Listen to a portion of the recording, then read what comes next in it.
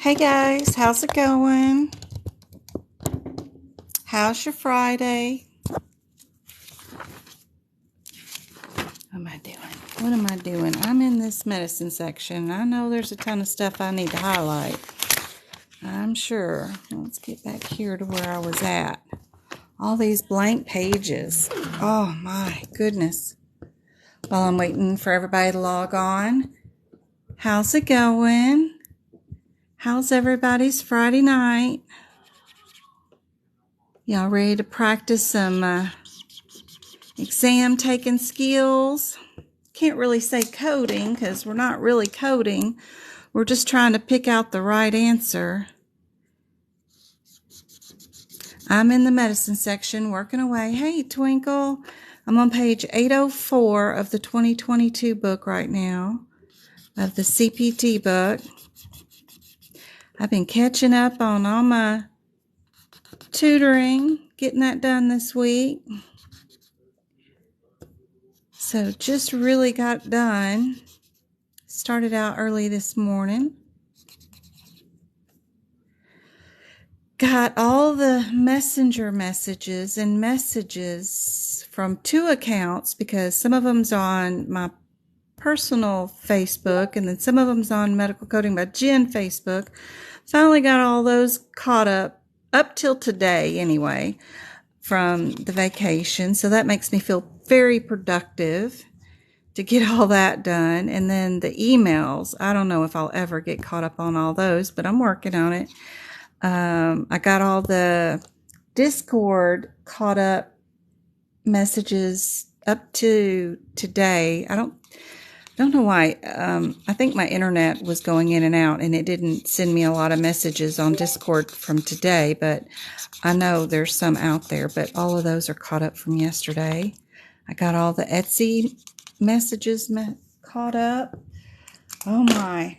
So, and I got the workshop posted. I'm sorry about the multiple emails today from me. You know I don't like spamming you guys, but I did the first workshop and didn't realize I booked it for July instead of June. Oh, whoever named all these months, keeping them both the same J word, is driving me nuts this morning. So I sent out 2 emails. One is for July workshop, which people booked, and now I feel bad because I bet they meant to book the June one. I don't know, but I'll move everybody over and make sure they have access to Sundays. Not this Sunday, but next Sunday's workshop. I'm not 100% caught up with everything from being on vacation, so I really don't want to do a workshop this weekend. I just want to make sure I get everything caught up. Ooh, my yellow highlighters. I'm sitting here going through 4 of them. I'm going to have to go dig in my box. Somebody sent me a 12-pack of all the yellow yellow highlighters, a whole box of just yellows. And I think I got to go find my box. Where did I put the rest of them? Because I got 4 of them out here, and I'm losing. I even dipped them in the alcohol today, so these aren't highlighting as much as I got as they were. So that was real nice. I can't even remember who it was. Was it? I think it was TY. Sent me a whole box of yellow highlighter. She's like, I want to do something for you. What do you need? Well, right now I need a yellow highlighter. I remember that conversation. She sure did send me a whole box. That was fun. Y'all are so much fun sometimes. But yeah, I gotta get that done. I gotta go find my box. I know where it is. It's in my closet. And my closet doors are those glass doors, you know, in your bathroom. And I cracked one of them. Not meaning to slam it too hard, but I don't know what happened. I think I put too many boxes behind it. It's a walk-in closet, and one of the boxes fell backwards on it. So now I got a big, huge cracked mirror. Okay, come on. That I gotta fix. Come on, focus. There we go.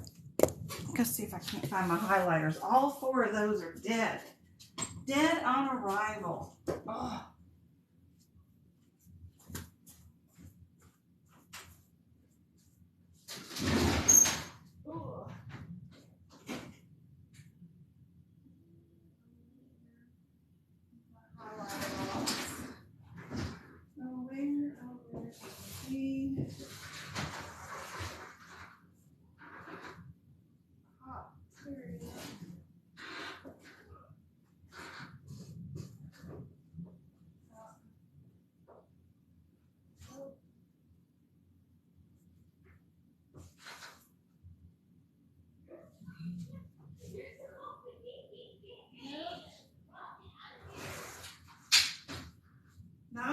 there. Look in another closet. You know how you put stuff. You think you put them in a good spot. No, not there either. Oh, Lord.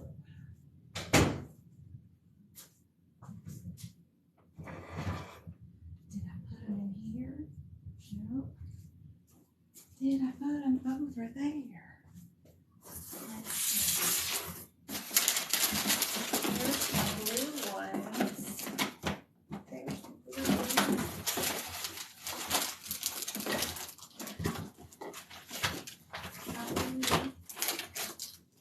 My blue ones. No telling what I did with it. I got blue, pink, another color of blue. Yeah. But my yellows are hurting. I gotta have to get me some more yellows. I'm not gonna make it through medicine without some more yellows. Lord help. So all I'm doing is highlighting anything that I find that is in a parentheses, those little C things, reverse C's. That's what I'm doing. I'm gonna make my first sweep through a section, and then my next thing I do is I take my blues and I blue star anytime there is a parenthetical, just like this one, that says use this code with this code, because we want to know about that. I also like to go through and circle my eaches. If it's an add-on code and it does have the word each in it, then I know it's one of the ones that I can times. I'm going through there and updating all of them to say if you can times it or not. There's a couple throughout the entire book that you cannot times, but it's just very rare. When that happens, I do not have a times by it, so I'll let you know. But the rest of the time, you'll know which of the codes that you can times with. The other thing I like to mark is all the do nots. Anything that says do not use a code with a certain situation or with another code, I double red star those so that it alerts me during an exam or whatever, so that I have that information. Let me go back to messages. Thanks. Oh, look at all the pretty flowers. ESP, good to see you. Hey, Tot. How's it going? Oh, yeah, I was sitting here doing the likes, too. Bill, thank you for the flowers in the chat. Twinkle, twinkle. Hey, Rach, how's it going? Go Karts here. Oh, so good to see you. I'm on page 805. 804, 805. Hey, Kim, how's it going? Did you know they took down your lab and path on Etsy? No. Let me go look. I can post it on my website if y'all need it. I figured it wouldn't be long before I get reported from one thing or another. You always make enemies wherever you go. But let's see. And I may have clicked something and took it down accidentally myself. I did it the other day. I took down something, E&M or something. I don't know what I did. I archived it. So let me see. What did I do? Today I even, I booked the workshop, and I booked it for 1 hour instead of 3 hours. So I had to go back in there and fix that. I probably took it down. I took down the Lab and Path for 2021. I did take down that one since now I have the 2022 up. So maybe I did something wrong. Who knows? Let's see. It's usually just a mistakey on my end, because Etsy kind of loves me, but you never know. I do pay for the franchising fee of the CPT codes, so I try to keep everything on the legit. Where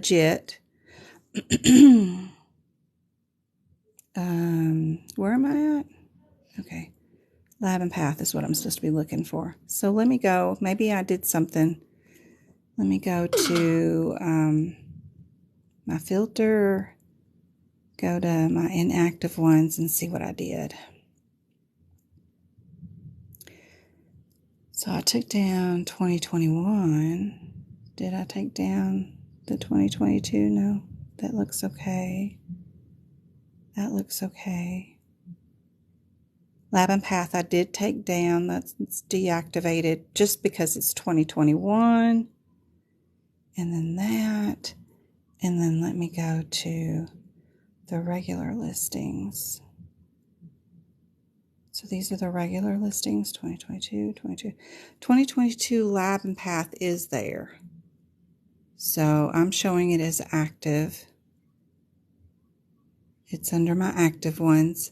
I updated what was on the exam the last 45 days too with some new information. And Peggy's got some new information. She was emailing me today when she gets home from work. So I may have another update pretty soon too for this one, but I updated it last night, emailed it out. If you've prior purchased this one and you didn't get your email last night, message me on Etsy and let me know. But yeah, I only took down, Kim, the 2021 version because I posted up the 2022 version, but it looks good. It looks like it's happy. It's up here on Etsy. Anyway, look at all that writing. If y'all could stand having all that writing to write. It looks like it's done. It's good. It looks like it's okay. Etsy's confusing too. I wish I could figure out how to bundle stuff so that it looked like gathered up into everything, but I think it's on there. Let me go look at it on, like, if I was a customer. So if I was a customer, I would look like this on Etsy, and then we would go look for our 2022. Yeah, I know about the app. We would go look. I know my pictures are terrible. My video leads are terrible. Yeah, 2022 Lab and Path is up. So Kim, I just took down the 2021 Lab and Path because I put up the 2022. So don't worry. It's just much better notes. And even if you have the 2021 books, you can use my 2022 book notes for it. That way you get copies of the new codes that you could actually write in too. So they're just way better version of the notes anyway. So, and don't forget about the coupon we can use if you buy more than 2 or something. What did I do with it? I don't know what I did with the sticky note for that one.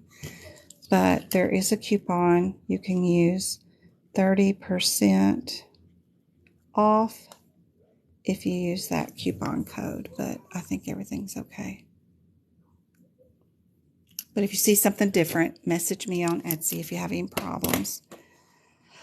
Okay.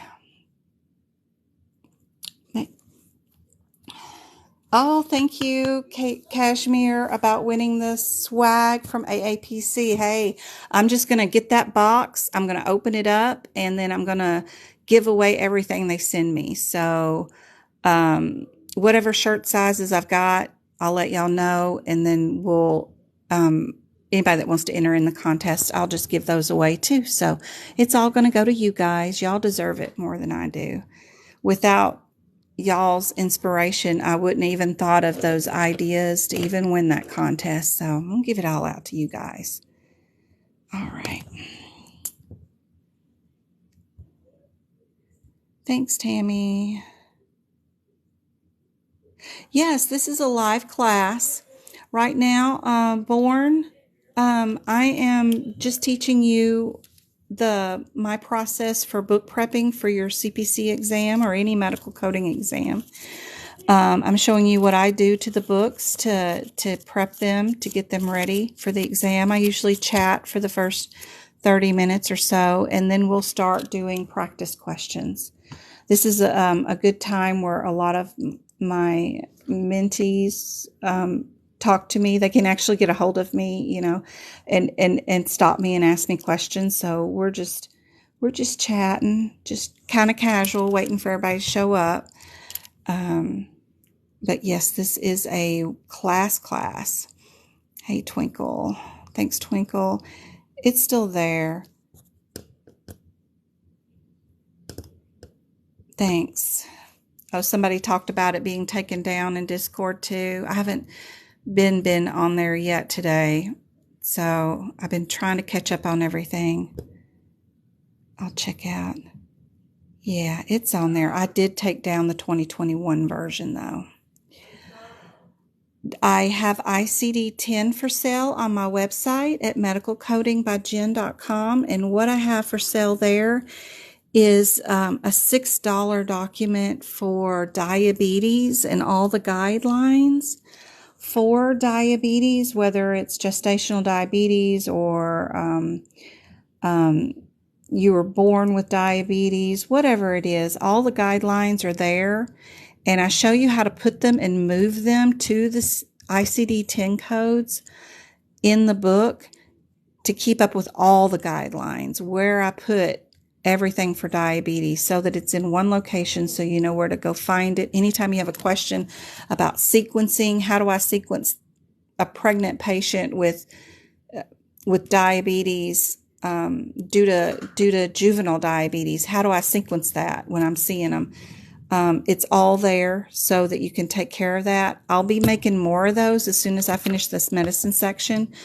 But it's only $6. It's on medicalcodingbyjen.com. And then I do have a complete section of the HipPix notes that you need for the entire HipPix book. And that's on my website, and it's like $16. But I also have on my website at Medical Coding by Jen for free is our social links, so you can get onto Discord and all that good stuff, which is super, super helpful. All the replays of our lives here on TikTok are on YouTube, so you can find our YouTube right there. This is the Discord app, so you can join our study group, which is super helpful. Just download that Discord app on your phone. It doesn't matter what kind of phone you have. But once you get there, we have practice rooms with free help, like practice study questions. And then all the different rooms are separated so that we can keep material just for HipPix in one location, just for anatomy in one location, one med term. Anytime you have a question and you don't know where to start, just come here to Medical Coding by Jen. This is our main chat room right there, and just post a chat. I still gotta catch up with today's conversations in there, but there's always somebody in there like Twinkle, lots of people in there to help you answer questions if I'm not around, because I'm working, or the kids are home this summer, or I'm tutoring. Who knows what I'm doing during the day, trying to make up more material, but I will get to you as soon as I can.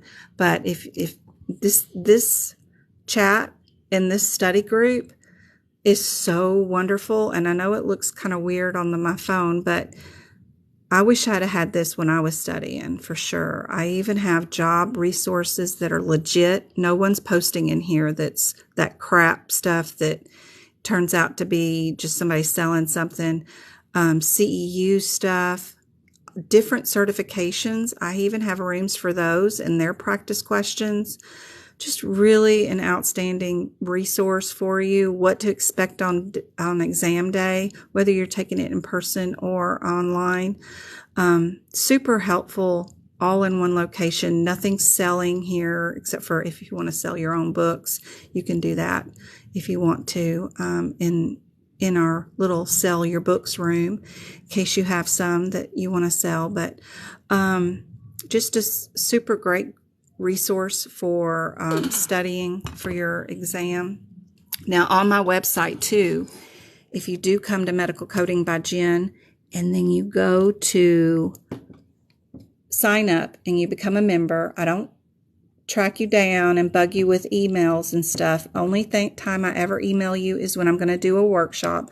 But if you do sign up and become a member, right here at CPT Book Prep Room, this has everything all in one location, super condensed. You can come here and click on the picture, get the instructions, and see what I'm doing with that one picture. And then you'll know how to prep your CPT book for your exam. I also have how I fix the anatomy pictures, how I do that. Just click on them and it'll tell you the instructions.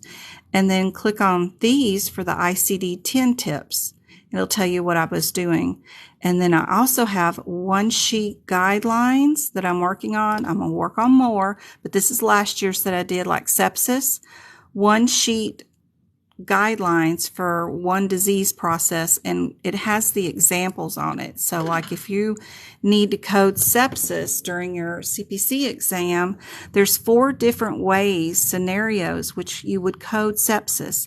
It's either one code by itself, 2 codes, or 3 codes, or 3 codes but injury code first. So there's different sequencing in the different ways that you code sepsis. So what I've done here in this one sheet is you can go to the A41.9 diagnosis code and just write these 4 scenarios down right next to that code somewhere on that page.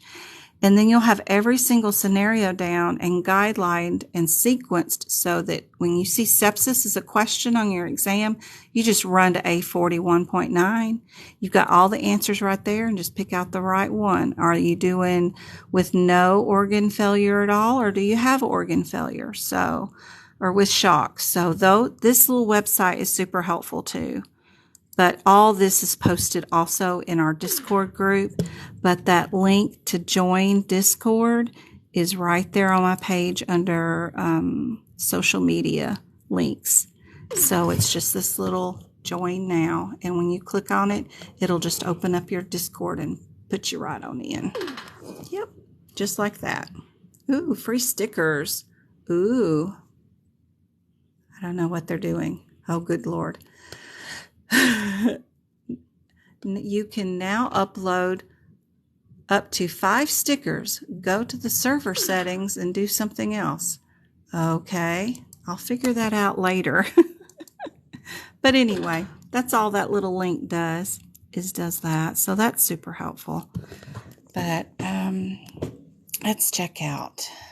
Oh, on my website, before I forget, there is the other thing under members is, nope, I guess it's a shop. So shop is what has the PDFs for the diabetes and hip picks. There's the hip picks book and there's the diabetes book. You can instantly download those directly from my website. I have all the workshops that I've previously done for sale here. I just send you the link after you want to purchase and see the replay of any of my 3-hour workshops. Those workshops are just $10 each, but if you join them live, it's fun. But if you can't join in, you can still buy the replays if you want to. And it's forever, just one purchase, and you can replay it as much as you want. Also, the workshop, the next one that I'm doing is going to be on June 19th. It'll be 2 p.m. Arizona time zone. It'll be a Zoom link. It's $10 if you want to do it. And I don't do any chit chat those days. It's just log on, say hello, and then let's get to practicing questions. And it's back-to-back questions on whatever subject matter I've picked for that day. And we go through 50 to 70 questions on that subject matter that are practice exam questions for a medical coding exam. And I show you, the purpose is to show you how I would attack the question. If I saw it and I was taking the exam, what have I come up with as figuring out what's the most efficient and direct way to find the answer quickly. And first of all, it's not reading the question. I always go to the answers first. I look for coding irregularities, similarities, and then I look up the codes and the descriptors before I look at my question. I will grab what is different about those particular CPT codes and only look for that difference in my question. if I have to look at my question. A lot of times there's do nots or other things that are listed here that will notify me, well, the only one it could be is A, because A is the only one that is not one of these do nots. The rest of them are all garbage because it says you can't do that. So sometimes it's wonderful. I don't even have to look at one word of the question and I can just pick out the answer, because what AAPC is testing you on is, do you understand and know how to use the parts of this book? The symbols, the parentheticals. Do you understand the differences between codes that start out with the same words is what they love to pick on. So both of these start out with electro. This is what they love. One of them's with video and one of them's with continuous recording. This is what they'll test you on. Do you know those differences when they start out with the same wording? And I show you all that during those workshops, which is really fun. I'll let you know what's in my head, how I would attack it. What I've learned is the fastest way to find the answer on those types of questions. So we always do that here too for free, Monday, Wednesdays, and Fridays, which I love doing. Long work day, Jess. Oh, I haven't been on long at all. I'm just still visiting, Jess. Yes, you can use 2022 Lab and Path notes for your 2021 book. It will be fantastic for you. Just the out of sequences, the codes that are out of sequence, you won't have the correct numbers, page numbers to put down. But if you, Kim, want that document, I have 2021's already done on this like one sheeter thing that will tell you what page number each code is really on versus what it's not on. If anybody ever purchases the 2022 Lab and Path notes, but because it's the 2022 notes, the red numbers that we put down beside each of the codes that are out of sequence, we put the page numbers down, won't match up. I can send you the matching up part of that. No worries. Like this, every time there's a red code, I go through, because they tell us a range of codes, which is very frustrating during the middle of the exam. That's like 50 codes to look through to find that number. What I do is just put the page number. I also put down the column number this year, so I know if it's in column 1 or column 2, but y'all don't have to do that. As long as you got a page number, that's half the battle. I couldn't find anything for my entire exam for lab, path, and medicine, 2 whole sections, because they picked out of code sequence codes for every question in my exam. Plus, I was exhausted by the time I got to that part of the exam, because mine was the 5-hour and 40-minute exam years and years ago, and I'd already been there 5 hours. And if I couldn't find it, I was just like, I give up. I don't know. I guessed. I just purely guessed on those. And then I refused to learn E&M because it was too confusing before I took my exam. So there was 3 sections. I was just like, I have no idea how I did. I never did ask them for my breakdown. I guess I should. But I was just like, I passed. Woo, yay, let's go. I don't ever want to do that again. All right, let me get back to the messages here. Musculoskeletal system. I'm not sure if I purchased 2022. I don't know, go-kart. John made some really good watermelon chicken. Oh, man. Y'all guys save me some, please. I ate an actual whole piece, too. My babies are in there eating watermelon and some homemade fried chicken. My oldest fried up some chicken. Oh, man. It smells so good. And yes, I can put the coupon back up. Yep. 30% gin. Yes. And If you purchase 2021 versions and you want to upgrade to 2022 versions, email me on Etsy and I'll give you a 70% off coupon specific to you that you can use on your purchases so you can upgrade your notes to the new versions. It's really worth 30% more. The differences between what I did last year and what I did this year, because I tutored you guys for a year, I figured out a lot more things. So it's really, really a good deal. But I know y'all don't want to purchase those whole set again. Yeah. Yes, go-kart. There is a coupon for Etsy. Now, on my website, I don't have a coupon on it. I do mark the items cheaper on my website than I do on Etsy because I don't have to pay for the Etsy fees and the taxes and all this other stuff. So whatever I have listed on my website is a lot cheaper than what it is on Etsy. Happy to help you out, Kashmir. Happy. I am feeling good. I wonder what the blood pressure is today. I'm down 8 pounds. I've been really watching my diet, really stopped energy drinks, sodas, everything. It's just been Miss Edwards juicing or water. I've been walking on my I have a desk, stand-up desk. This is a stand-up desk that I'm on right now. But I'll put my treadmill, my walking desk treadmill underneath it and walk every day.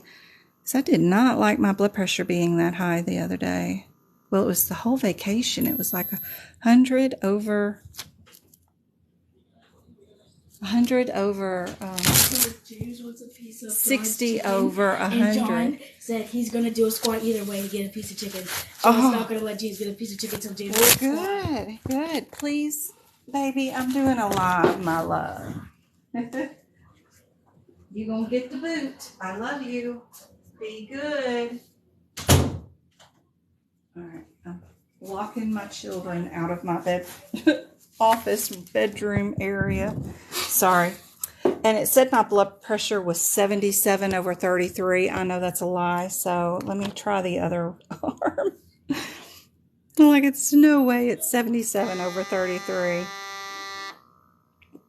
I must have had it on upside down or something. I wasn't paying attention.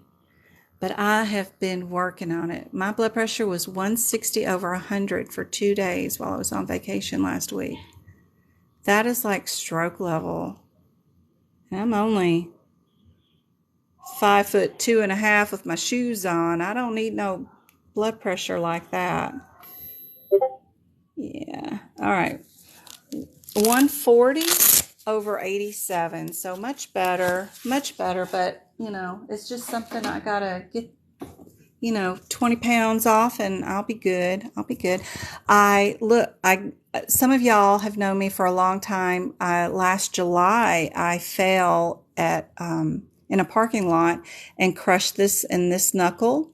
I've not been able to get on a ring on this finger in a year. Looky. I finally got my rings back on. I haven't been able to wear jewelry for a year. This feels so weird to have it on, and when it felt so weird to not have it on. So I have not, that ring would not even go past here. It was like done, but yay. I'm so happy I can get that on again. All right, let's see. I'm feeling good. I'm happy. Anything on hospitalist coding, anything you want to do, I can do. If there's any questions, particular Queen, that you want to go over, I can help. You can always post questions here if you have any. You can also post them in Discord or on Messenger. If you have anything in particular, you can send me messages and a question on your course that you're taking and you don't understand what they're asking or why the answer was the way it was. I'm happy to help. Thank you for the roses. That's super sweet. Hey, Christy. Oh my gosh, Christy is taking her, y'all, Christy Lynn 560, she is taking her CPC exam tomorrow. Please say an extra good thought about her tonight if y'all can. This is her second attempt, and I was tutoring her this week, and I really hope she does so well. She did so much better this time than prior, so I think she's going to rock it. She is her testing facility is not close to her home, so she had to go to a hotel, and that's all so stressful. So it's good to see you here. Hey, user 3377, you're starting class next week. Where should I begin?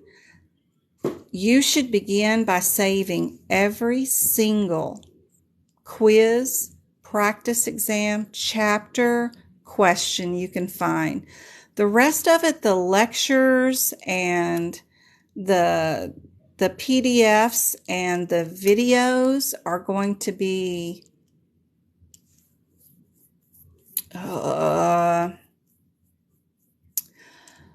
unrelatable. So it's going to be difficult to make those things relatable and understand what they're meaning. But so don't stress over the videos, don't stress over the PDFs, and don't stress over the lectures. What you should practice and keep, and make sure you copy and paste or do whatever you need to do, keep every single practice exam question you see, every quiz question, everything. Copy, paste it, put it in a Word document, and save the entire course's worth. When you get to saving one like that and you find out what your answer is, you should go, like that one was 76705. So let's go to our radiology 7, because what those courses don't teach you is how to pass the exam from the exam questions points of view. But that entire course and all those practice exam questions, if you save those and then you do this, 776, where are we at? 767. I cannot find codes today. 76705 is up here. So what I would need to do for this question, because I have it, is make a note here, a little something about this question that made the difference between one of the answers and the other answers. So this question is a difference between our 700 and our 705. Those two are right here. And one of them's a complete and one of them's limited. We know that just from our CPT code descriptors. This one's complete, and then this one will be limited. But this question says that they did an abdominal ultrasound of the liver and the gallbladder. How should it be billed? This is a guideline question. So our little guidelines for our complete ultrasound, it says that the complete ultrasound right here of the abdomen consists of the liver, gallbladder, the bile duct, the pancreas, spleen, kidneys, upper abdominal aorta, the inferior vena cava, including any abnormalities they may see. So there's like 10 items here that they are doing when they do a complete. Now this one, the CPT code descriptor, says single organ when you see limited. But the question says they did gallbladder and liver. That's 2 organs. It doesn't say anything about, it does say quadrant. So if you think about the body and where the gallbladder is located, it sits right on top of your liver almost. I wonder if I can find a picture of it. Okay. I really don't. Do I have a gallbladder here? No, I just got the adrenal glands. But that's your pancreas. Look it on. There's my abdomen. Anyway, you have to trust me that your gallbladder is in one quadrant. So if you're doing one quadrant, then you're doing just a limited. So that's what they want to know on this particular question. And so what I would do with every single practice exam question quiz, when I figure out that yes, my answer is the O5, I would put a note here, liver. Oh, this pen writes too fat. Hold on. That's the bad thing about my push button ones, that they write a little too fat sometimes. Liver and gallbladder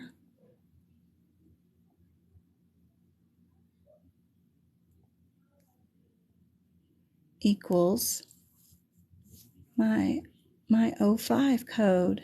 Anything that means something to you, that you'll understand that this time I did a liver and a gallbladder under this code. That way you don't get confused during the exam when it says they're doing 2 organs, but this descriptor says single organ. But what they did right here was the right upper quadrant is exactly what they did, is the liver and the gallbladder. But the question doesn't say that. I mean, I'm just medical and I know that, but the liver and the gallbladder, 2 organs can be put under the O5, and you would not do the O. So every single practice exam question from any course, guys, y'all save and squirrel those. The rest of the information, take in what you can. Don't stress over the rest.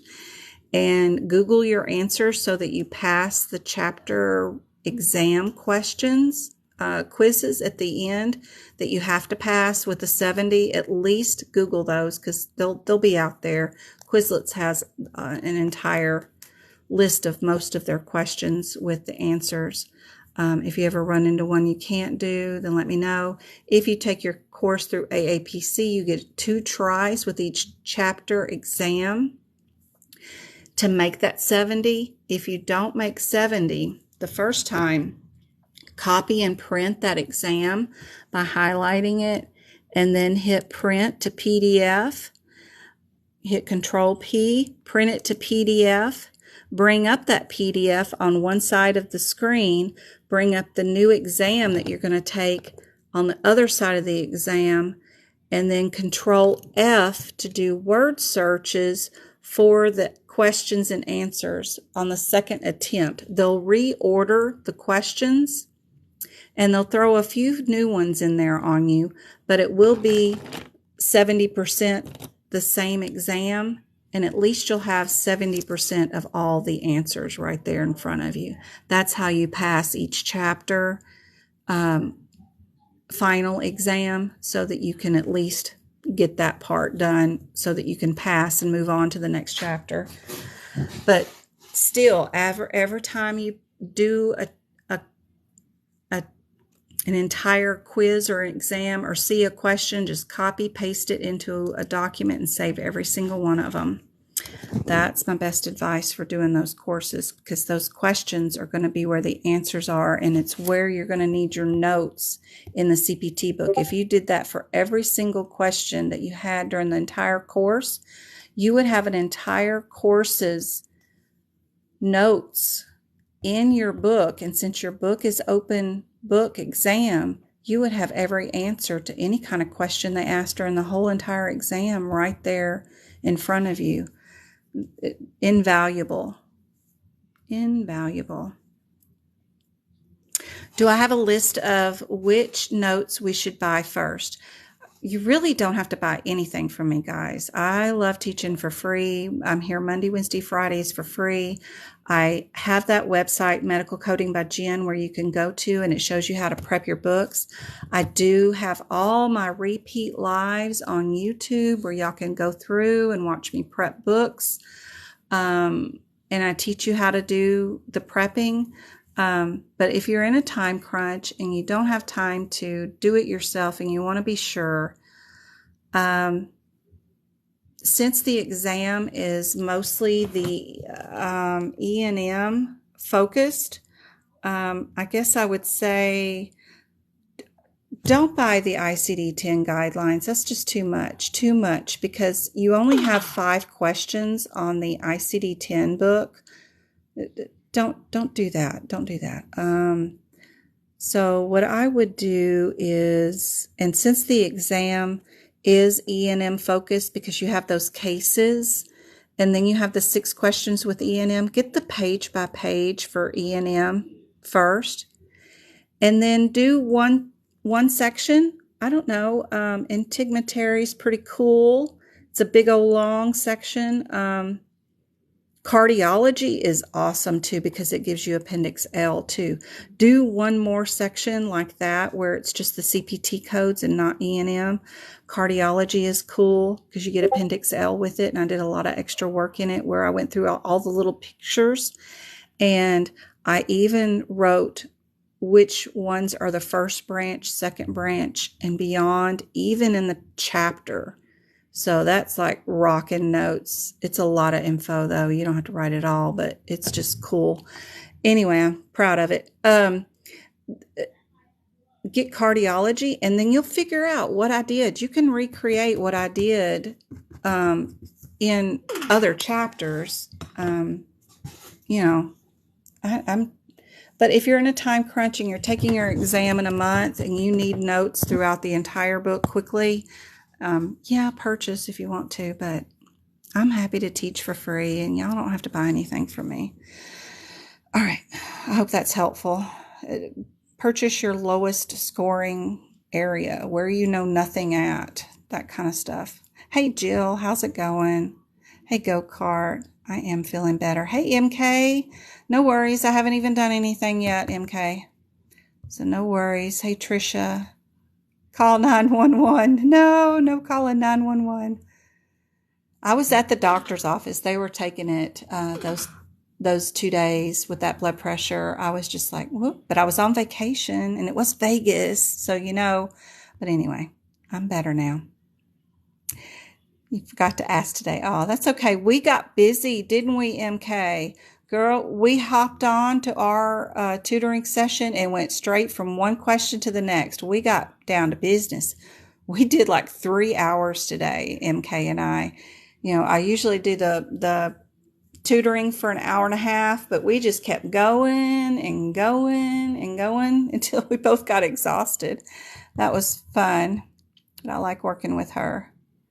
She's so hard on herself when she gets one wrong. I can feel her disappointment in herself, and it's like, it's okay. I am feeling much better. I'd much rather y'all get them wrong with me than get them wrong on the exam. Yes, Chrissy, best of luck. Please, please, please. She is a sweetheart, and she's really struggling to get this passed for her family. She really needs to pass this for her family, and I don't know if she minds me saying it, but she's working 2 jobs and has kids. It's like she's full-time somewhere else and then works nights and weekends somewhere else or something. She does not need to be working that hard all of her life. I really hope she passes this CPC exam and she can at least eliminate 1 job. That would be awesome. Aw, Doreen, thank you. Oh, she's so glad that she found us. She's starting to get frazzled with the classes. Yes, they kind of throw data at you that's unrelatable, and it's very hard to understand. And none of it will matter because you don't code that way when you get a real job. When you get a job in the field nowadays, they have these fancy EHRs that you just kind of Google what procedure it was in the EHR, and it brings up the code for you. It practically brings up the codes already for you. You have to match up whether you're going to be doing any modifiers. And then you need to make sure your doctor's not doing like just diabetes non-specific. Now, doc, they have diabetes with neuropathic pain. Are you sure you want to just say diabetes non-specific, those kinds of things you'll be fixing and correcting, but you won't be doing anything like that course teaches you at all, because it's all different based off insurance health plan contracts with the medical groups, is how they code. And every medical health plan has policies and procedures on what they will pay for and what they won't pay for certain situations. So it's all going to be different and based off other people's rules, not the book's rules technically. So don't worry. I know, wish we could have had more time. MK, we got more time on Monday. So we will be tutoring on Monday. Hey, Tiny Purple. Very cool. Yay, Monica, she subscribed to the YouTube channel. I apologize already for my YouTube channel. None of it's unedited or filtered. Well, MK does my workshops. No, Twinkle does my workshops for me. But my regular YouTube channel, oh my gosh, I'm so sorry. It's just 2 hours of me rambling like today that you have to weed through. Plus you get Travis or my kids walking in or my mom stopping me. I am sorry already for you, but there is really, really good information in those. Just, I'm sorry. You have to filter through and it's not all organized and proper and everything for you. I'm just one person trying to help. Hey, lady, you missed me. Oh, thank you, thank you, thank you. And let's see. All right. Thanks, Doreen. She said she'll be watching more. And then ESP said, yes, I just finished my course and it was brutal. Your notes have made it click more. Oh, that's awesome. I'm so happy for you. That's great. I got the best compliment this week from Peggy. Did y'all see that one? I'll talk about this and then I'll stop and we'll go do questions. But I was just loved her note to me. She was just so brutally honest in her. I didn't solicit this or anything. I just asked, she just offered this. I didn't even ask her if she passed or anything, but she passed her first time with an 87 and she learned so much more from me than she did her class. If she'd only found me sooner, she would have saved a whole lot of money than taking that class. And she said while she was taking the exam, what was so impressive is she had exam C. I think that exam C is the hardest. This is where she sat and took her CPC exam, and they have several versions of the exam. A and B, I think, are much easier than C, but she had C. But she said, she was like, many of the questions, she was like, I know this because the exact question or something very similar was there, especially during our workshops, and that I explained the answers to those questions, and she remembered them and could pick out the answer. She did awesome. I was like, oh, that's awesome. And she said that if you have no medical background, that I help show it, make it understandable. I just don't see how you can learn all these acronyms and rules if you can't relate to it. You got to be able to see it, relate it, touch it. I don't know. It just, I don't know any other way to teach, I guess. So, yep, Peggy. Woohoo. She was so happy, but that was like the best compliment ever. But she said the Discord group, look, the Discord forum is like having a 24/7 classroom. You could go in there any time of the day, and find information, ask questions, whatever. Y'all are rocking in that Discord group. And I try to help out too from time to time. Yeah, you have to relate. It's so hard. You can't just learn 1,000 pages worth of codes without understanding. So, first things y'all got to do when you get this CPT book is fix all the out of code sequences, put the page numbers down. We're going to mark our do's and our do nots. And any CPT code that has a quote or parentheses in it, I mean those two half C's, if the CPT code has it in it, not all of them will, some of them won't, please highlight that, because that is going to be used in the CPC exam questions as one of the differences between the codes. They might use that, especially if it's a proper name. So please do those first. All the instructions of what to do and how to prep your book. Don't tab your book. They're going to get in the way for the exam. I promise you, they are going to get in the way. It just wastes time. Don't do it. You could be spending time highlighting or blue starring or red starring. You don't have to bubble. You don't have to do none of other mess that people have been telling you for years. I promise. I paid for all that information and did it myself. It was very unhelpful. But this is where it's going to be helpful. If you're going to spend time in the book, please fix your out-of-code sequences, which no one told me, and I paid for a year's worth of information, and no one said anything about that, and that was critical when I took my test. And then I'll teach you the rest after you do this, okay?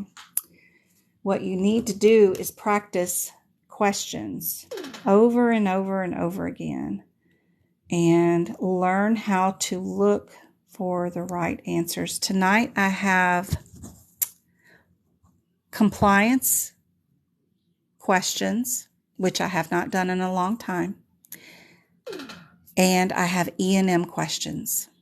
So I hope y'all are ready. All right. And get over here to my E&M section. My E&M. Yep.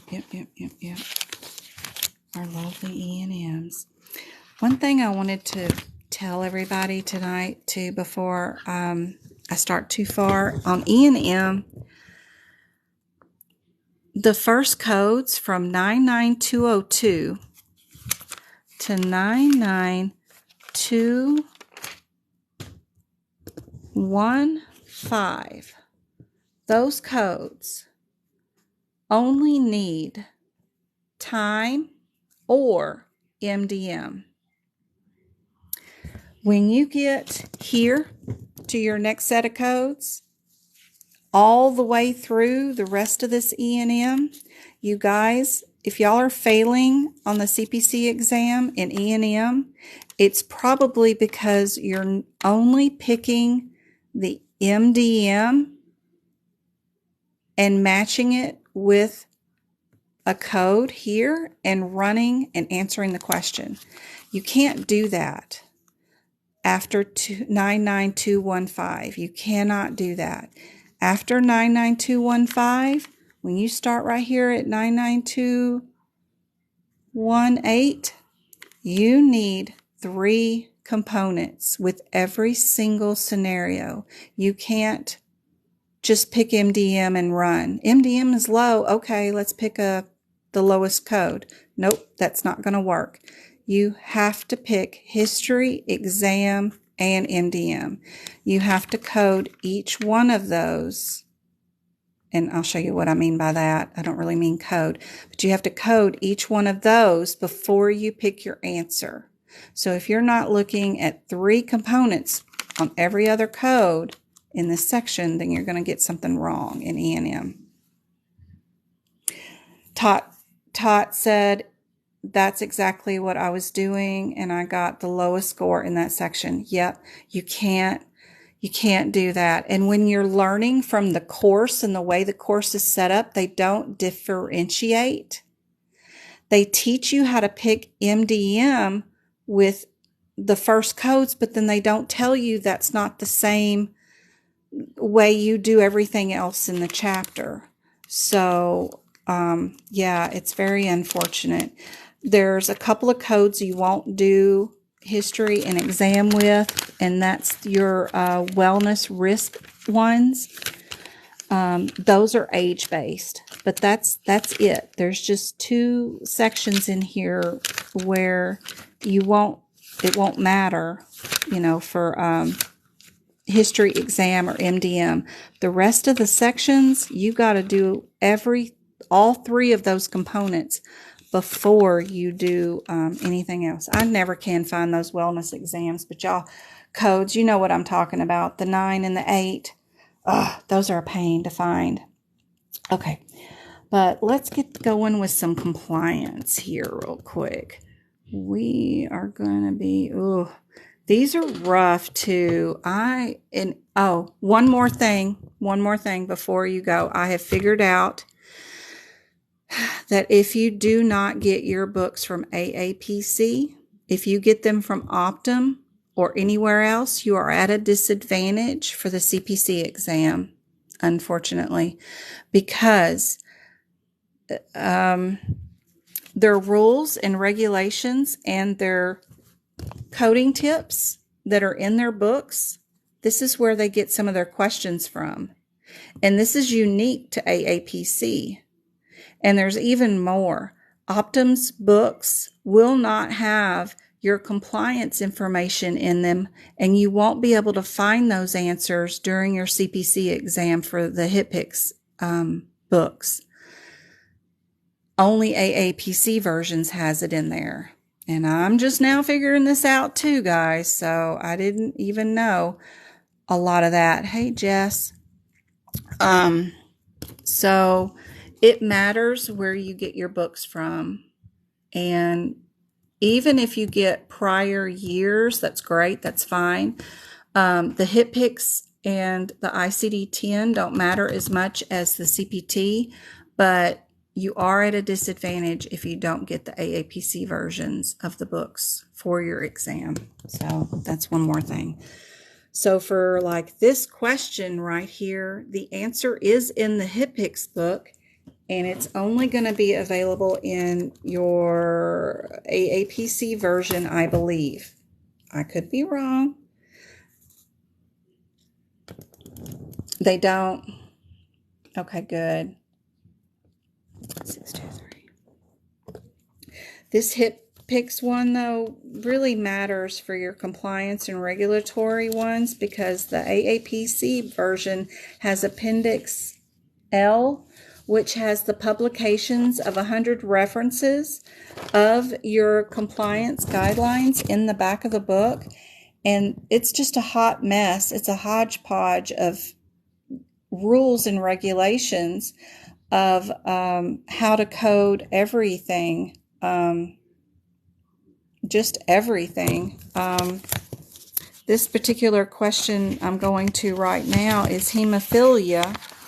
There's no, I need to make somehow a index that tells us what page hemophiliac would be on. It would be nice to know where these, like this whole chapter, this appendix thing, is not in any alphabetical order. It's not in any disease process order, and there is no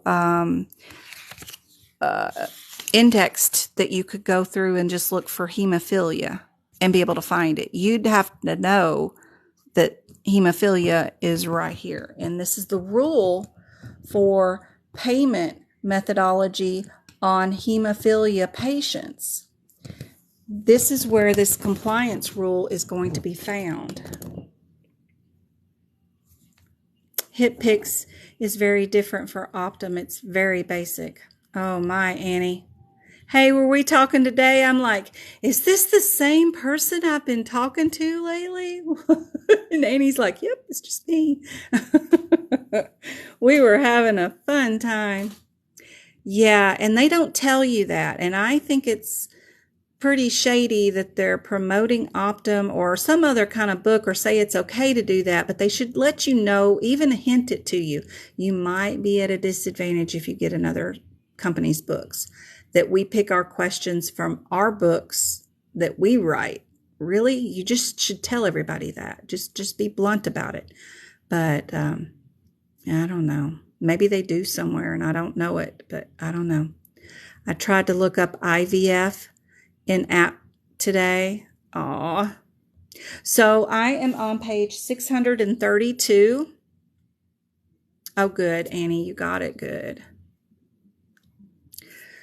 So the answer if you needed to know a compliance rule for hemophilia patients, if you can't figure it out on your own, one of them would, I spoke to them and they didn't say.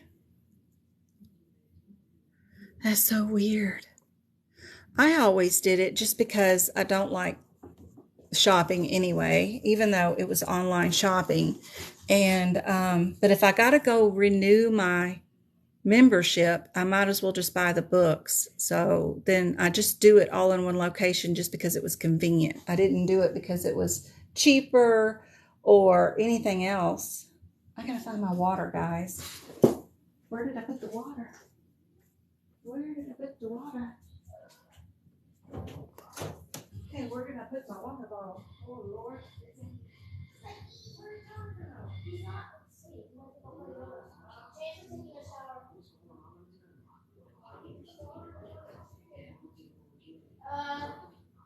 Okay.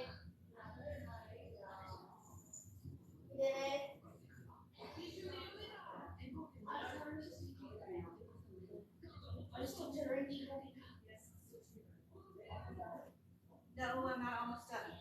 I barely got started already. I've been talking up a storm. Didn't have any water. Lord have mercy. Sorry, guys. Okay. I will be uploading this on YouTube. Pregnant Mama's tired. Yes, Lizzie. Let's go. Go on to bed. I'll post it. I promise. I bought a hip picks from Amazon because AAPC wanted $20 for shipping. That's right. They want all that. I use my tax return money because I got the two demons, my little men. I still get a tax return each year. So I just use that money every time I get it in April, May, whenever it is, and just renew my license, buy the dang books, and let it go. Just as soon as it comes in, it goes right back out. That's what I use it for, and I paid my car tags for the year for that. But, yeah. As long as you get an AAPC version, it's much better. Go rest, Liz, Mama. I don't know why people call me on Friday. They know I'm busy. Thanks, Tammy. Aw, where do you find it on page 32? Hey, Liz, I'm looking. Let me check out my question first. Let's see. Hemophilia patients. Which of the following is the contractors not responsible for? So I'm looking for a wrong answer. So payments or bills. Where would contractors be? I'm like, I still haven't found the correct sentence, but I know it's going to be on this page. So they're asking for hemophilia patients not responsible for. So let's see where it says inpatient bills. It's got to be there, guys. Where would it say what patients are not responsible for? Examples below. You're welcome. Where would it be? It should say somewhere what patients' examples are below.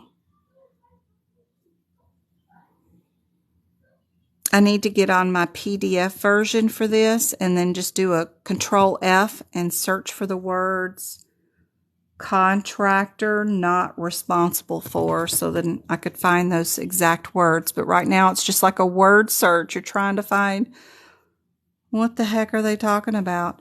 But effective January 05. It says based on the prices are not blood clotting factors not paid. It's going to be somewhere right in here. So our options for answers are, yeah, I'm in the 2022 book. Yep. It's on the left side. Do you see contractors over there somewhere? Miss Jill? She might have found it.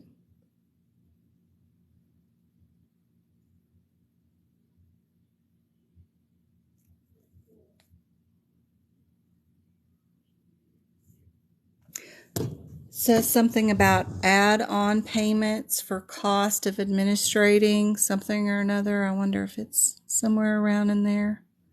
It's somewhere. B, but it's going to be somewhere. So, accepts HCPCS codes for inpatient services. Well, yeah, that's a true answer. Increased pricing forwarded to the pricer by the charges the contractor is responsible for, then list. Edits are required. Modifies data entry screens. No, I know nobody's going to be modifying nothing. Edits or accepts HCPCS. I think those two are true because we can edit, but we're not going to be modifying data entry screens. That just doesn't make any sense. So it has to be increased pricing forwarding on. Has to be not responsible for. I think it's B.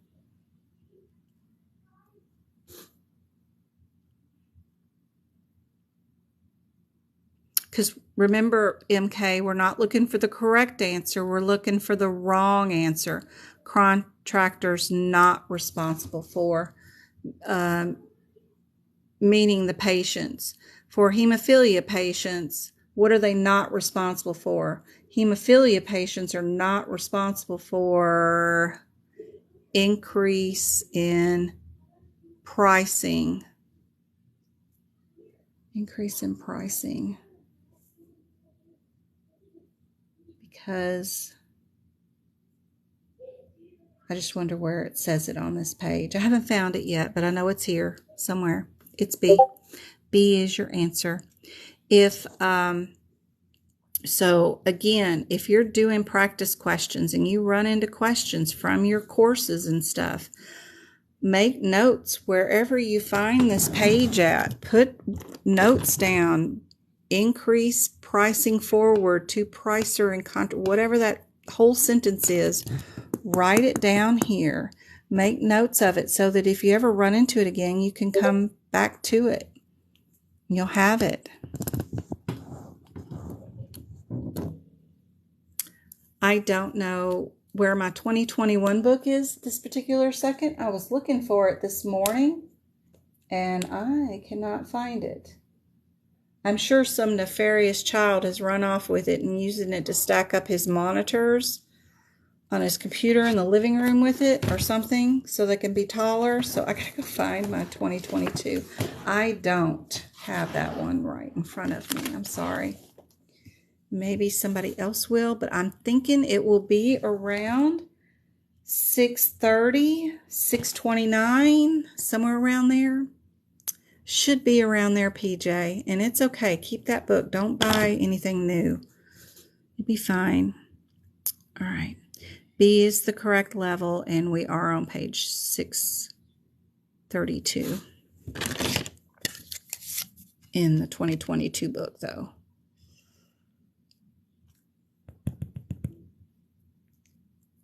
It's on 365. Oh, nice. All right. Y'all know I love this E&M code. This is one of my favorite. It is the favorite E&M code that I have. I love this code because we don't have to think. We just need to run to this code. I have fixed my chart on this page. The one thing you got to know about this critical care code is do not read the CPT code descriptors. Just don't read them. They're full of garbage and they're wrong and they will lead you to the wrong answers. So don't read those CPT code descriptors. All you're going to do is go to this lovely chart they have on this page. Now, mine looks a little different, and I'm on page 33 of the 2022 book. I'm sure somebody has the 2021. I do have the 2021 up. Hold on, let me find it. I'm all the way in cardiology here. Oh, in my 2021 book. 29291. It's on page 32 if you're in the 2021 book. But what I did here is I fixed my chart to get rid of those times ones because it's confusing and you don't times one anything when you're coding. So, and the answers that will present on the CPC exam will not have a times one with them. So it's just confusing and not needed info. Yep, 32. Yep. That chart is there on mine. And I didn't fix this last year, and those times ones are freaking confusing. Just get rid of them, because that's garbage. Anyway, if you want to. But all you have to do is look up your time from your question and pick the right answer. Just be careful, because a lot of times in the CPC exam question, they will write or do a number for like 1 hour, and then the minutes, they might spell out like 30 minutes. 1 hour will be here as a number, and then they'll spell out 30 minutes afterwards, trying to sneak it by you so you don't see it, instead of putting it all as numbers or all as words. So you just have to check and make sure you got your time correct. So we're going to go here, look at our question, and we're only looking at the hours or minutes, whatever. We got 2 hours. That's all there is to that question. So let's look up 2 hours, which is in between here, the 1 hour and 45 minutes and the 2 hours. So my answer, this is your answer chart, is that code right there. So we're going to have a times 2 at the 92, and that's all we got to look for. Let's go look up our answers again and find the one that has 92 times 2, and we know that that's our answer. Love that E&M code because it's super easy. All you need is a time. Go look it up. This is a coding irregularity. You would never code the 14 with the 91. You can make notes of that for this question. You can also write down 2 hours equals, and you can manually write out the answer right there. Every single question that y'all run into, practice questions, whether I do them, you do them, they're in your course, you find them on the internet, you pay for questions, whatever, please make notes in your CPT book, because then you can reference them.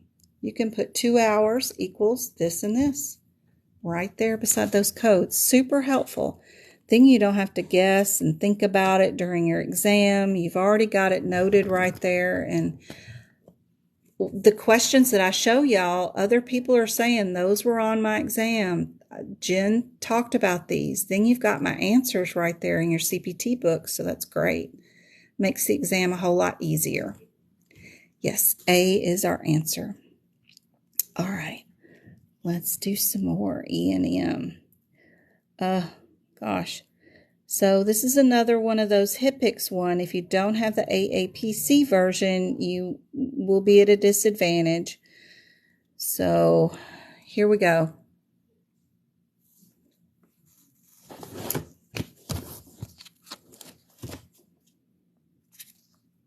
Let's see. Anybody want to take a gander at that one?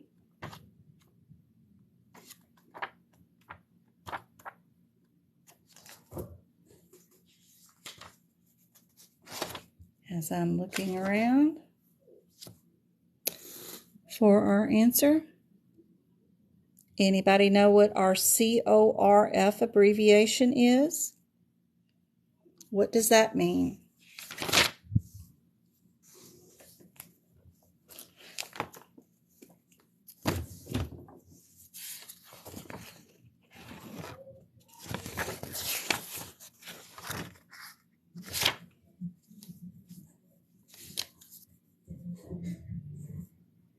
Oh my gosh, my kids are cranking up the music. No one knows? No one has an idea? Do you know where you would look it up?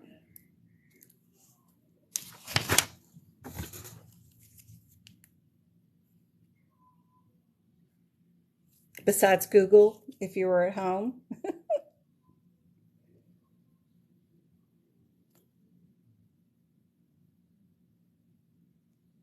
So we're looking at comprehensive outpatient rehab facilities. Um, and if you needed to know how much of a percentage they're paid on, you need to look up the rule. But like I said, these things are, these 100 publications, I wish y'all could just see that. I don't understand why it has to be thrown in here in this is ambulance services, and then we'll go to basic life support and advanced life support, and then the next page is specialty TC care.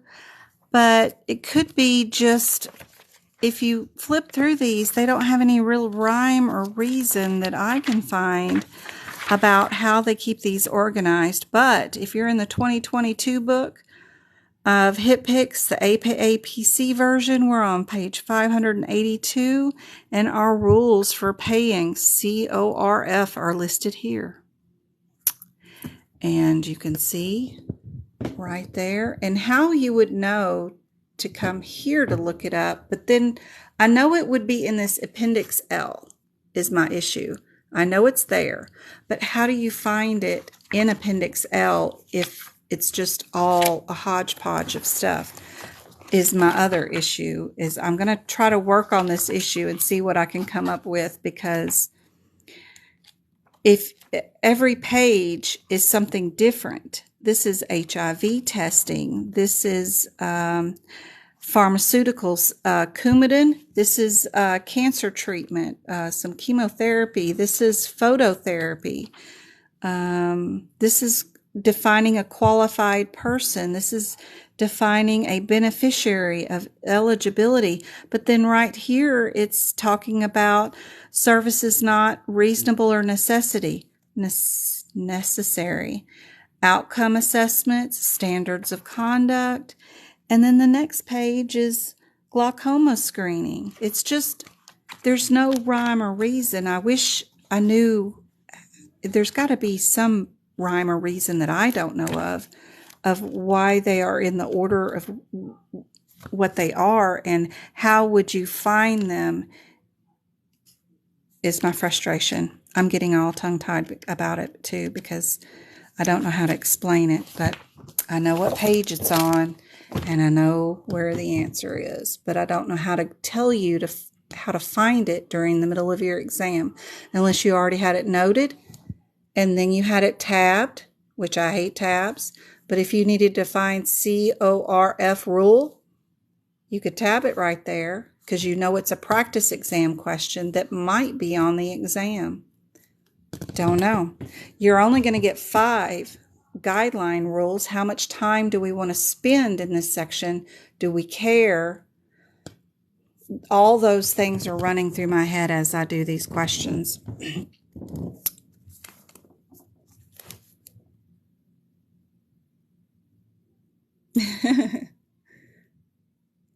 Yep, you guessed right. 80%. Good job, MK. My kids are, Xbox is going off.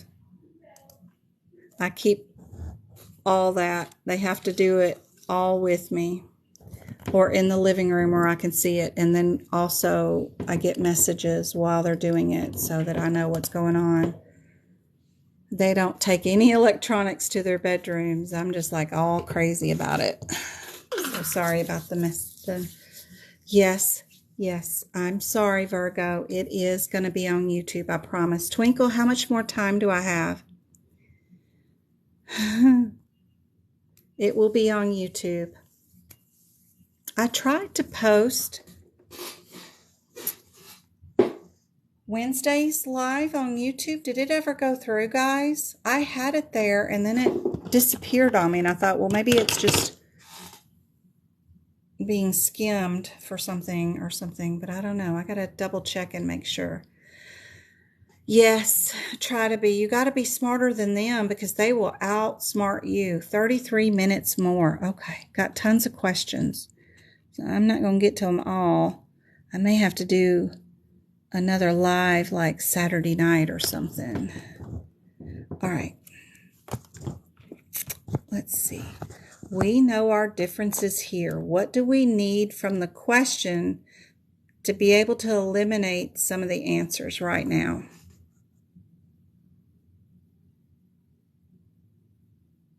One thing definitely the AAPC HitPix version does give quality alerts. It's cool.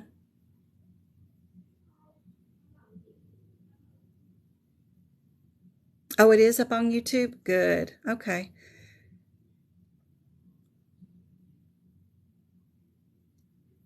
New or established? Chuck got it. Yes. New or established. So let's just check and peek at our question. First sentence says established. So we know we can get rid of A and B. So just get them out of your peripheral. If you're taking the exam in person, please write on the exam just like I am. If you're going to take your exam at home, please use your dry erase board for this. Have a permanent A, B, C, and D on your dry erase board. And then just put C and D down right now. You can put a line through your A and B because you won't have anything there. Your differences between your 12 and 13, yes, are time and MDM. Some questions don't give you time and MDM, which is their new thing this year. And they make you pick based off services provided to the patient and the risk of what services were provided and advice was provided to the doctor. And you use that mentality to pick your code. So just be prepared. Not every question is going to give you your MDM and your time that you need to bill. Some of them will just give you just what they did for the patient. So let's see. We do have time. Thank goodness. We have 15 minutes. Which one matches with 15 minutes?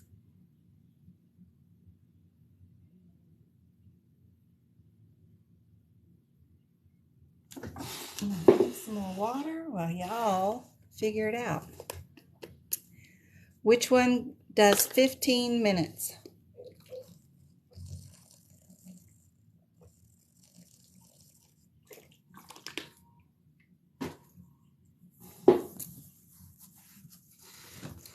Move my HitPix book. Somebody's saying 12, 15 minutes.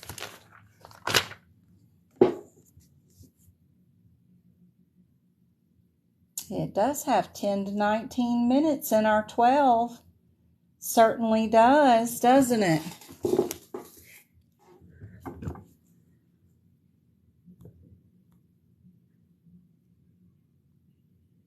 Yep, very good. 12 it is.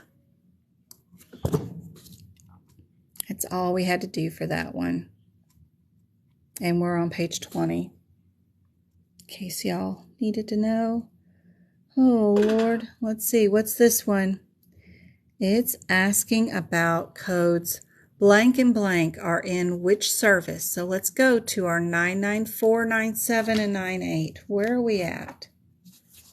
994, 97, and 98. We got to go to the back of the book. 97 and 98. They're asking what is their header under. Their header technically won't be with the codes.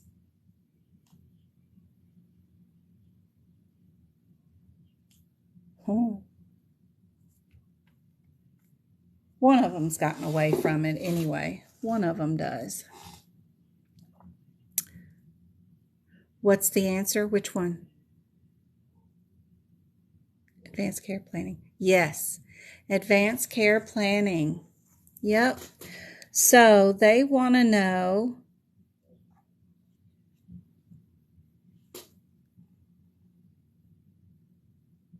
These codes are for which service? Is it transitional care, chronic care, counseling, or writing comprehensive action plans?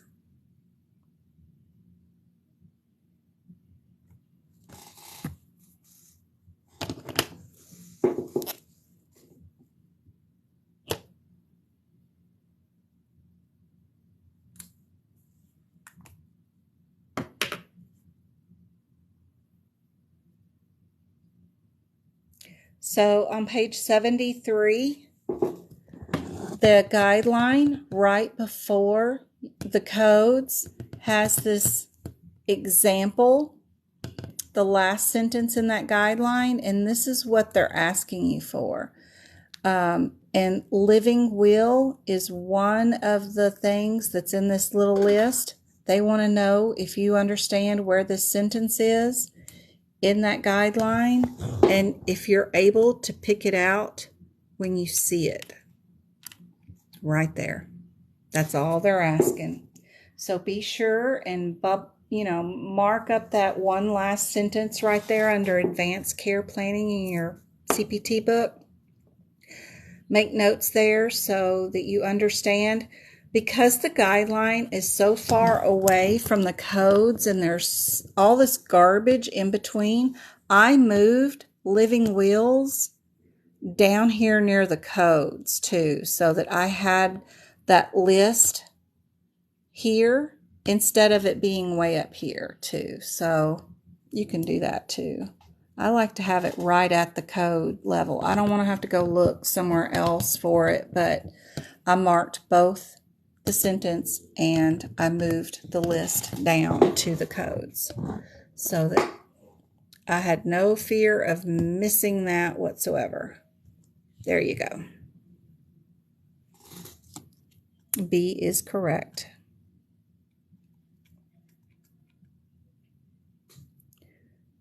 Oh. Back to our HipPigs. Sorta, kinda. You can't, I think you can find this in the HipPigs. I think. Yeah.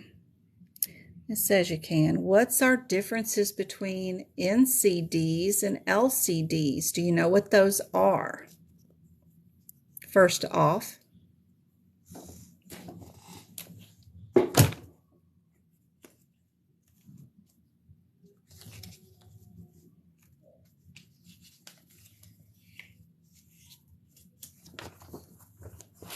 no ideas.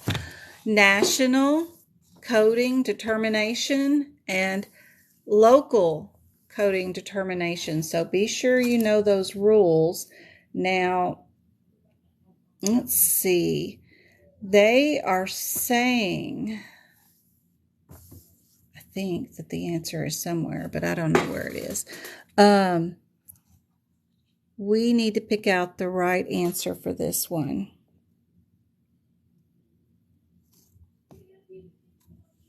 A, B, C, or D. So we've got NCD's national is part of Medicare. Is that true?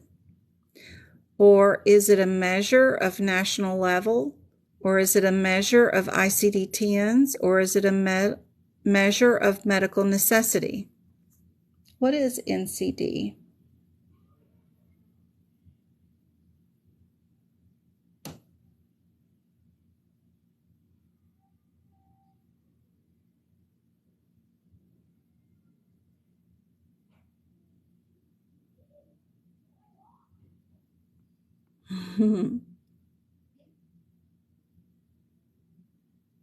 National coding determination.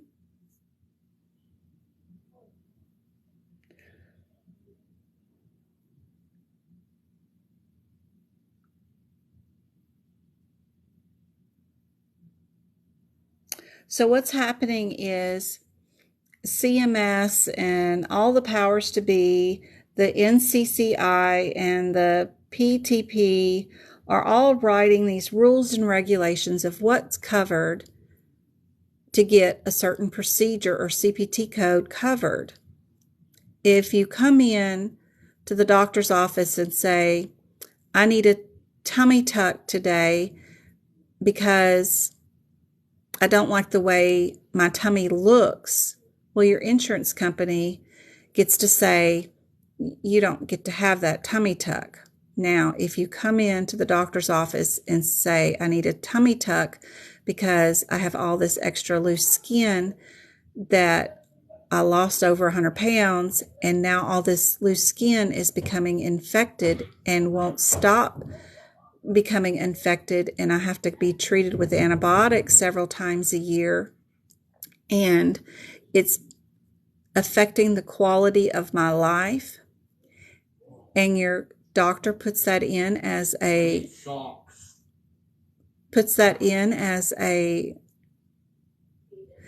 James Michael Reagan Brewer, you should be able to find socks, young man, in your bedroom somewhere. I am not giving you my pairs of socks. My kids are beating on the door because one of them needs a pair of socks. Really? You can't find your own socks? I am not raising that husband. I am not raising a child who cannot find his own socks. He's 13. He should be able to find socks. Oh, my Lord. Sorry, guys. So, if you have a medical condition, you can get that tummy tuck. Well, this body of our lovely government called the NCD makes those determinations. They're the ones that say you can't have a tummy tuck because you don't like the way your tummy looks. But you can have a tummy tuck if you have a medical condition that causes open sores and is hurting the quality of your life due to repeat infections. Now, they take these guidelines and interpret them for us nationally, which technically we get them all from Canada anyway, because they go through all the process with their healthcare system. They determine what's qualified and what's not. We just copy it. But regionally, if you live in Mississippi, you could probably get a tummy tuck easier than you could get one here in Arizona. We don't have the weather that would cause skin irritation like the people in Mississippi do, because y'all got all the mosquitoes, your national bird over there. You've got all the humidity and rain and everything else that would keep the skin on that tummy tuck that you need. If you lost 100 pounds, it would keep it infected because of the quality of, there's no sunlight, there's a lot of rain, there's humidity, whatever. You could probably get a tummy tuck easier than I could in Arizona because we live in a dry region. As long as your skin's dry, it's not going to get infected. So this is what local determinations do. Just because it's approved nationally, we got another company that comes along and says, well, in Arizona, if you live there, you can't get tummy tucks because your weather's great. Just go sun outside, your infections will clear. But in Mississippi, with all the mosquitoes, you can't go outside, and then all the humidity outside, that just makes it all worse. So they get stuff covered. It's just an example. I don't know if that's true or not. I'm just saying. But that's what the differences are between the LCD. This is your local determination, and this is our national determination. I called out his whole name. He better not come to me asking me for socks. Seriously, he's 13. And he's done laundry this week. He has socks. That's all he got for Christmas and his birthday. Not all, but that's a major part of it. He wanted socks. My goodness, coming at me for socks. Heck no. Oh my God, he's still at the door. Hold on.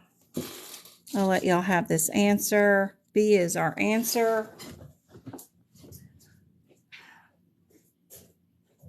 Does he really need socks? Yeah. Does he need socks? No, he says I can't go to the gym. No, you can't. Come on. You can come in here and watch TV with me, Travis. Did you find some socks, Jay? Yes. They're all laughing at you because I called out your entire name about socks. All right. How much more time do I have, Twinkle? I think I only have like 5 more minutes left in my live anyway. So perfect timing. How about it?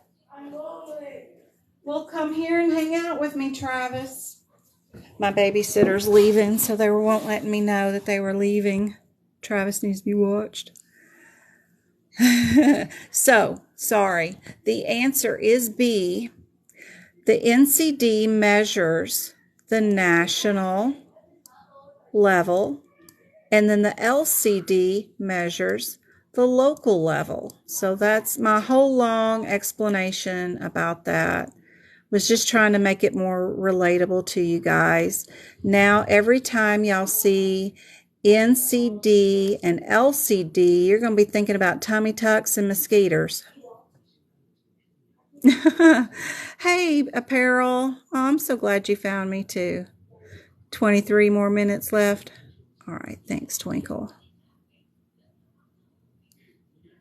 You would find this, they claim, on page 571 of the AAPC HIPICS thing, but I don't see it in here. I don't know where it's at, but that's what they say.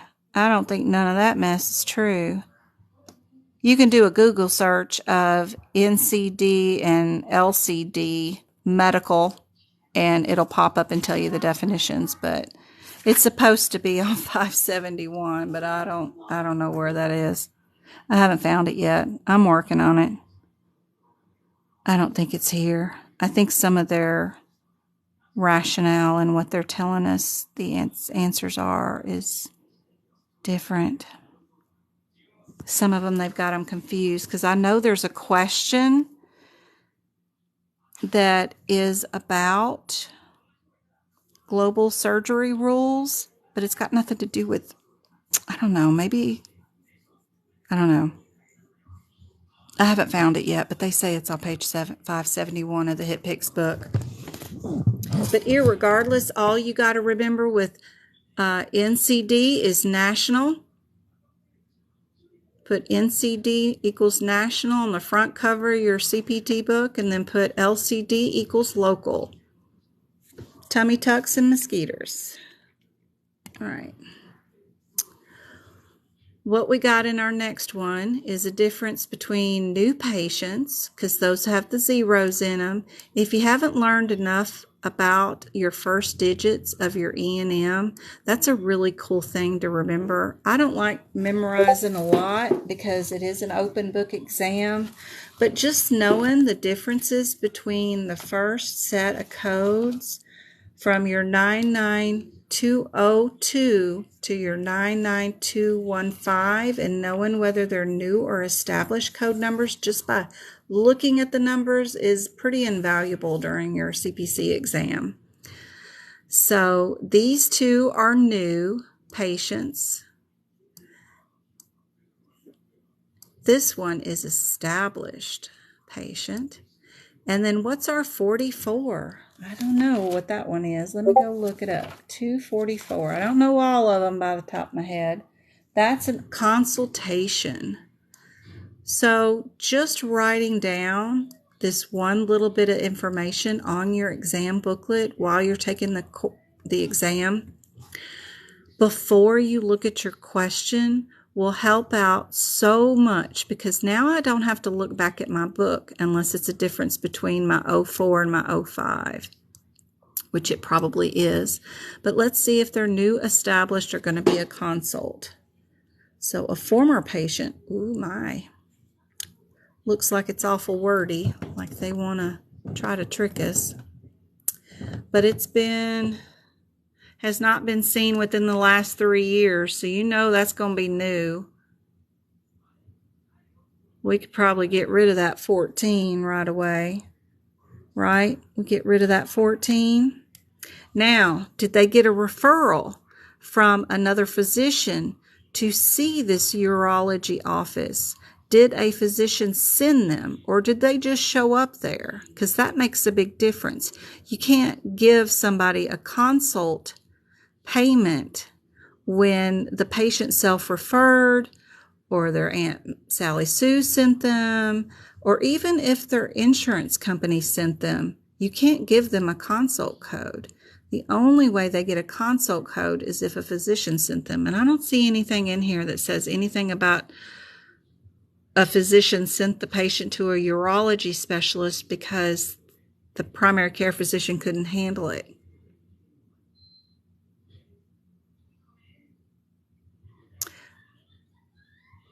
Yes. Yes. The erasable markers, I do it all the time. The dry eraser markers work on your laptop screen just great. And then you use a washcloth and wash it right off. And it can be dry washcloth. That's why I even have this thing here, is because I'm always using dry erase board markers too. Yep, you sure can. Sure can. So we'll get rid of our consult. And unless they're circling the drain about to die, then I wouldn't use the 15 for nothing. But you can match up your moderate MDM with it, you know, and pick out your B. Yeah, you're welcome, Lynn.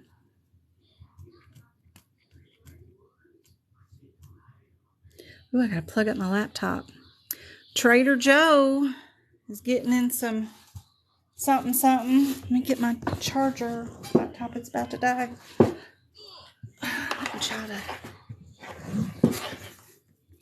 lose your questions here. All right, there we go. I'm plugged up now. Do you recommend the process of elimination on E&M? Nope. As you see from that question prior, I went through and I wrote down what each and every one of them was before I looked at my question. That's what I recommend you do in an E&M. Process of elimination works really great in integumentary, musculoskeletal, all the other sections pretty well.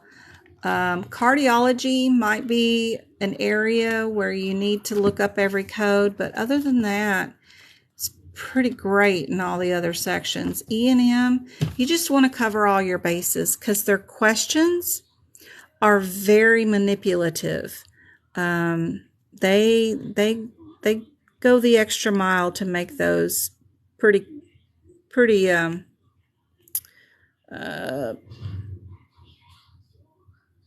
tricky. So we just want to write down everyone. Now, when it's three of the four, like this one, you know, I might consider getting rid of that B and not worrying about it. But it is a second code in a lot of the answers too.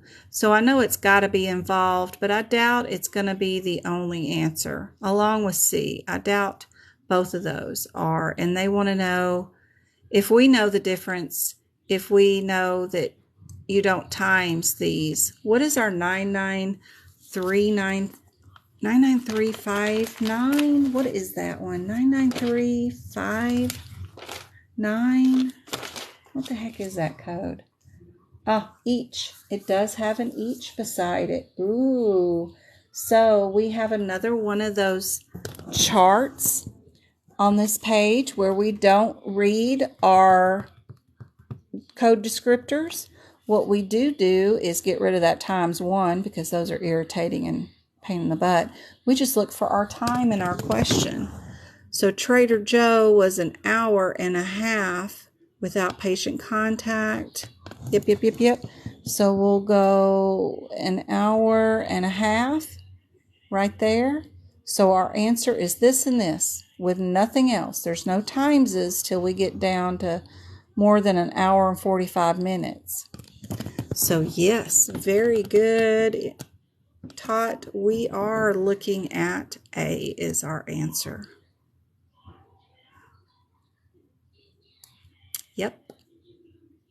Very good. Very good.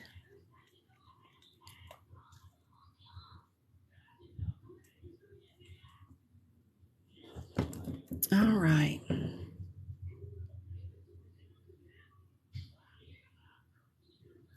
So we have to match up with this one. Our MDM, our exam, and our time. What is our 99307? 99307. is subsequent nursing. Are we subsequent nursing? Just says best fits. So we probably won't get information about whether it's new or established. Our 09 is also on here. And yep, that's subsequent nursing too. Our 04 is initial. I don't think it would be initial nursing. And then our 318 is a DC. Isn't that a discharge? Yeah, that's a discharge, so it won't be nothing like that. So we got to match our 25 minutes with which one? 25 minutes matches with my 09. Does my MDM of moderate match with 09 too? Yep. I like D. What do you guys think? You see how you're just going through here and you're matching up your MDM, but then don't forget to match up the time too, because these are 2 of 3. You have to have 2 things to match. Our detailed exam is right there too. It matches. Detailed, moderate, and our time. So we got them all in that 09 code.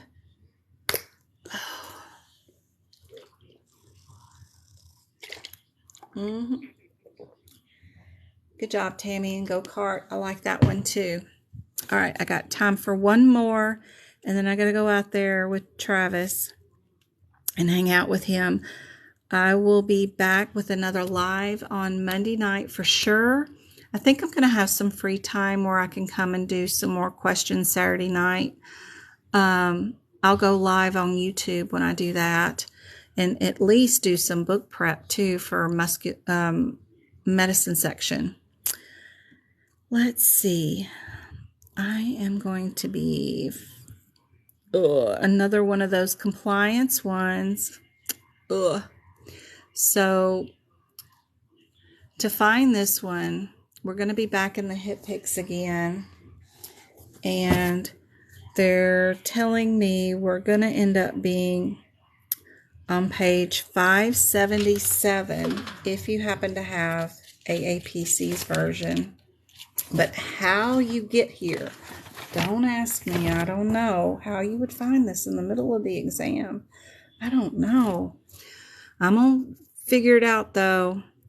Which of the following facilities does Part B not cover? So we're looking for not a right answer when it comes to ambulance transportation from the patient's home. So this page is the answer. I do have reasonableness of ambulance trip. It's got to be meaning that we can only go to the closest facility next to the patient's home. You know, we can't take you to Cedars-Sinai, 5,000 miles away if you want to go there. We're not a taxi service. I'm sure it says stuff about that. What have you.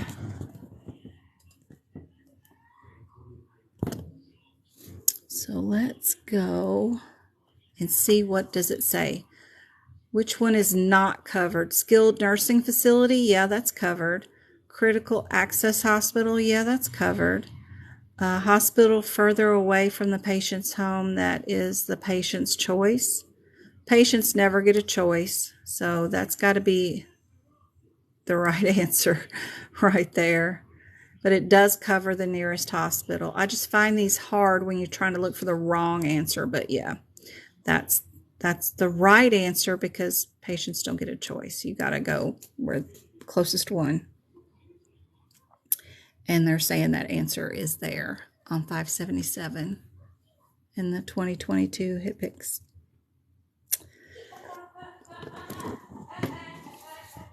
So I hope this has been helpful. Y'all learned tons. I hope to see y'all on the Discord group. Super fun group and tons of people in there, tons of resources, just so much resources, copies of other study guides that people use. You can't find all this concentrated good information. This is in my ICD 10 room. Look, Star Girl, she's been sharing. I love seeing all y'all's helpful informations. There's also practice exam questions in the exam practice rooms that I and everybody else shares. If you're in a course and you don't understand a question, post it here. You'll have an answer in 1 minute. Somebody's always on and they'll tell you what their answer is. It's just awesome. And if you have any you want to share with the group to let us know and let us practice with, that's great. Others have been taking the exam recently and telling me what's in it. So that has been helpful. I created a document which creates a grant for us. So the sales of this document go to me giving out free tutoring and free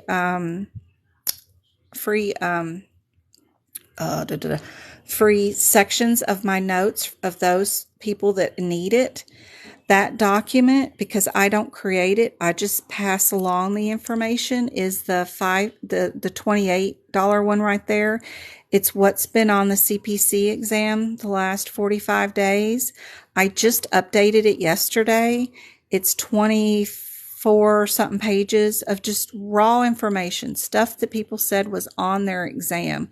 I wish I'd had it at one point. And, when I was taking this, it would have been so nice to know that that particular diagnosis code or that CPT code was on their exam. I could go pre-look it up ahead of time. I included my top 10 list of the guidelines you should know before you take the CPC exam to that document. But every sale of this money goes back into the group to give out free sections of other notes and tutoring time for people too. So once you buy it once, I keep emailing you updates every time I update it. So you only need to purchase it once. And I think somebody took it yesterday, or no, Peggy has information she's going to send me of her exam. She took exam C, which is the most difficult one that I think there is. And she still made an 86 on it. And she said I had some dead on questions that were from the exam on her exam. So that's a cool document if y'all ever wanted to just get something. I wish I'd have had it before I did it. But other than that, please note that you can learn how to update your books and do your CPT book notes just like me. I teach you all how to do it free. I have it all posted in the Discord group or on my website so y'all can look at it and update your books for free. If you need help, if you're struggling right now, let me know. I'll do all I can for you. Absolutely help y'all out. And if I'm texting or replying in messages and I don't get back to you, please keep asking. I'm just one person and I don't mean to ignore you or not answer your questions.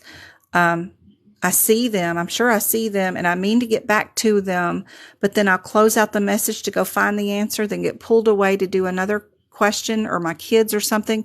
And then I forget what I was doing. And I don't mean to not answer y'all's questions. So please remind me. And my tone is always to try to be helpful when I'm answering questions, not that I'm too busy or anything like that. I'm just, a working mom. That's all. But I'm here if y'all need me. And I will see y'all again definitely on Monday for the live, and I will post this live on YouTube. Thanks, guys, for the participation. I hope it helps. How do you know if it's exam C? So when you're taking the test in person, you're given this test booklet and you have to take some stickers off of it and stick that sticker to your answer sheet. Your bubble in sheet, that's your Scantron thing, that's A, B, C, or D. When you do that, there's a label that you're peeling off and putting on your Scantron, and it tells you if you had exam A, B, or C. Now, if you get C, don't panic. It's harder, I think, because of the anatomy part of it is it's a high level of medical stuff. Even I have 20 years on the floor delivering babies, doing all kinds of medical procedures for tons of patients. And some of the stuff I wouldn't even know. It's like, really, how do y'all come up with this anatomy right here? But I'm doing really hard work trying to gather all that information and push it out to you so that it makes your exam taking a little bit more realistic for you so that you can at least have an attempt to pass it for sure, because the way things are stacked up, sometimes it's not so fair. But if you are taking your exam like this weekend, like Miss Chrissy, please keep her in your thoughts, please. Then if you capture one code, even highlight anything, and you give me that info, I will definitely pass it along. You can change other people's lives if they knew one word to look for. A lot of people don't pass with just like miss it by one question. So if you knew one word before you went in and you looked it up ahead of time, that would be so great. So I just think it's wonderful how y'all are helping each other out. And then I can turn that into a grant to give out free help too. So, and tutoring hours. So, all right. Yep. Just don't worry about us though. Most of all, please take care of you and your exam and do what you need to do to pass. Just carry my thoughts on your shoulder. Please do not read the questions before you look at the answers. Please don't.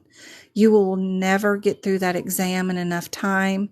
You will be behind and you will get confronted and confused by all the propaganda in the questions. Please go to the answers first. Please, please, please look up those differences and then only look up that difference in the question. The rest of the question you don't need to know about. So I hope that's all helpful. It's full of propaganda. Avoid it. Avoid it. All you got. All right, MK, I see you on Monday. All right. Yep, it's war. They've turned it into a war. I'm going to, use those war terms against them. I will see y'all on Monday, if not sooner, guys. Hey, Annie. Okay, no problem. Just let me know when. Just schedule the tutoring. I know the dates are way off till August, but when you book it, just message me there saying, hey, can you do it on this date at this time? And if I can, I'll move it. I just manually move it. But if I open up my schedule, it just gets too unmanageable if I just open it up. So I've got it down to just people can schedule one day a week.